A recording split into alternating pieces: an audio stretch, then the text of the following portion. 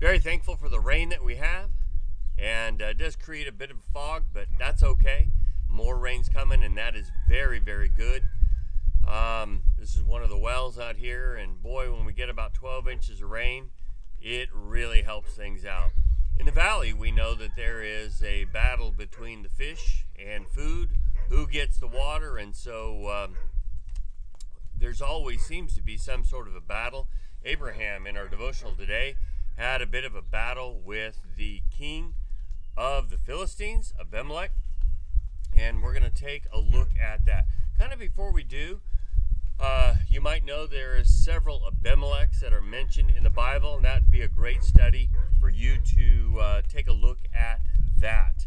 But in our devotional today, what we have is that Abimelech comes to Abraham and he says, "We know that God is with you."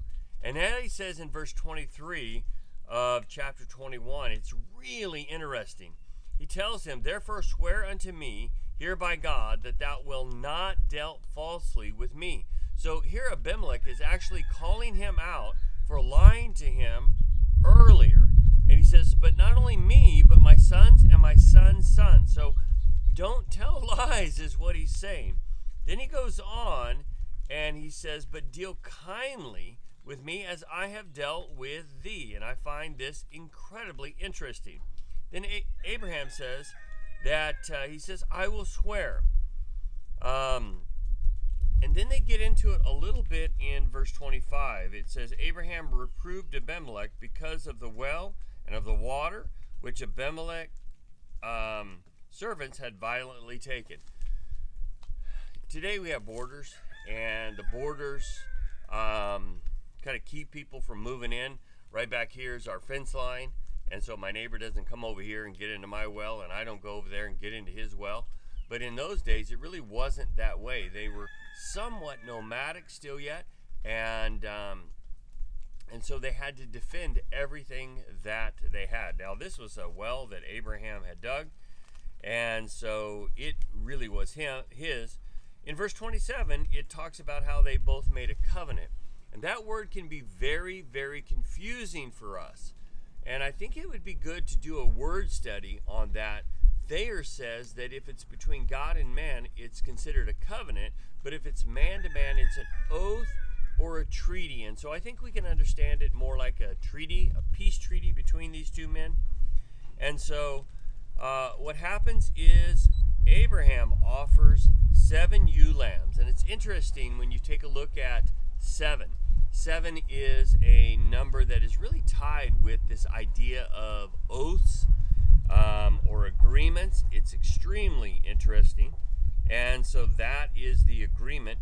And then Beersheba is a very interesting name. It is the well of the sevenfold oath. And so the name of the well and the fact that he gave these ewe lambs is evidence that they had an agreement right there about this well. And then we see that in verse 33 that Abraham goes and he plants groves.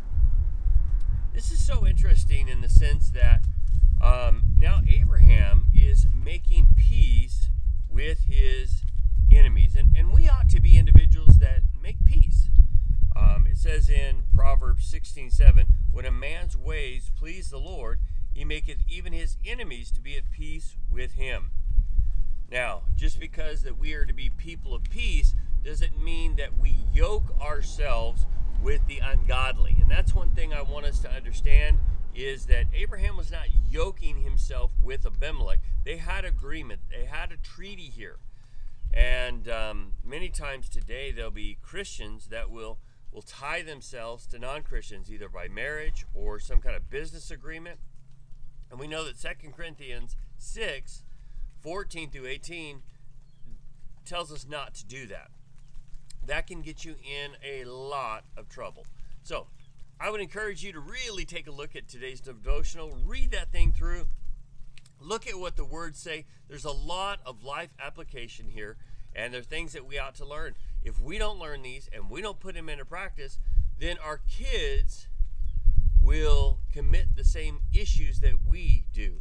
Later on, you'll read about Isaac and Abimelech again, and the lying and all of that. And we don't want that to continue on to the next generation. These are lessons we really want to learn, and we don't want the next generations to practice those. So really study this out and make it a part of who you are.